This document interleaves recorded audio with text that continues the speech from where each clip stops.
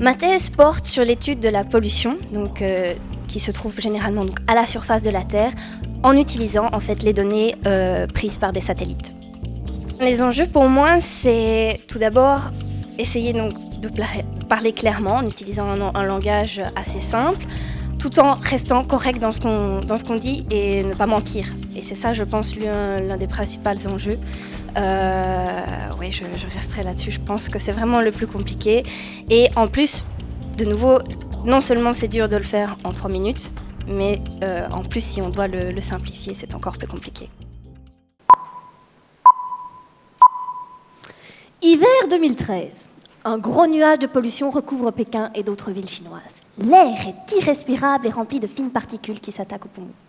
Cet événement de pollution n'est en fait qu'un exemple parmi bien d'autres. Nous tous ici dans cette pièce, nous respirons des polluants tous les jours. Oui, mais quels polluants? En quelle quantité? Et d'où viennent-ils exactement? Eh bien, pour répondre à ces questions, il faut observer l'atmosphère. Et c'est ce que je fais dans ma thèse. Mais je ne fais pas ça n'importe comment. J'utilise pour ça un satellite. Alors pourquoi un satellite?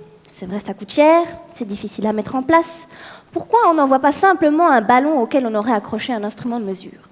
Bien, en fait, le satellite a l'avantage de ne pas faire une mesure localisée en un endroit précis.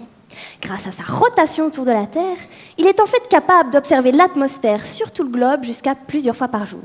Il faudrait donc envoyer des millions de ballons plusieurs fois par jour pour obtenir le même genre de résultat. Beaucoup moins pratique, non? Alors maintenant, comment ça fonctionne? Eh bien, ce qu'il faut savoir, c'est que la Terre émet une lumière. Mais une lumière que l'œil humain n'est pas capable de voir, à l'inverse par exemple de celle du Soleil. En fait, tout corps chauffé émet de la lumière, et le type de cette lumière va dépendre de la température du corps. Vous, moi, la Terre, nous émettons une lumière qui est dite infrarouge. Alors maintenant, il faut imaginer le satellite comme un œil qui est capable de voir cette lumière infrarouge émise par la Terre.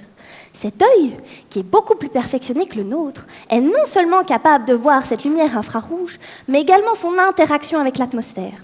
En fait, quand la lumière infrarouge traverse l'atmosphère, les polluants présents vont en absorber une partie. Cette absorption va laisser des traces visibles dans la lumière vue par le satellite, et ces traces vont être différentes selon les polluants présents. Donc une fois que le satellite a transmis ses observations, mon travail est d'analyser ces traces laissées par l'absorption des polluants et d'en déduire quelles sont leur nature et leur quantité dans l'atmosphère, un peu comme je l'ai fait là pour le dioxyde de soufre au-dessus de la Chine. Bien sûr, comme vous vous en doutez, c'est pas aussi simple. Oui, la pollution, elle reste coincée généralement en dessous de 3-4 km d'altitude, alors que le satellite, lui, il est situé à plus de 800 km d'altitude, et donc il va devoir voir les émissions lumineuses à travers toute l'épaisseur de l'atmosphère. Donc mon travail est également de développer des méthodes d'analyse efficaces et reproductibles afin de retirer un maximum d'informations sur la pollution à partir de ce qu'a pu voir le satellite. Alors pourquoi je vous raconte tout ça? Pourquoi on cherche à avoir des informations sur la pollution à partir des satellites? Eh bien, c'est qu'actuellement, un événement de pollution est observé lorsqu'il se produit, voire même après. C'est ce qui s'est passé pour la Chine. Mais en fait, les observations par satellite pourraient être à l'avenir utilisées dans des modèles de prévision de pollution. Un peu ce qu'on fait aujourd'hui avec la météo. C'est en fait ce que les scientifiques cherchent à faire. On pourrait donc imaginer qu'un jour, les autorités sanitaires d'un pays recevraient des prévisions de pollution et pourraient donc prendre des mesures pour réguler les émissions de certains gaz. Eh bien, si ce jour arrive, j'espère que mon travail y aura contribué. Merci.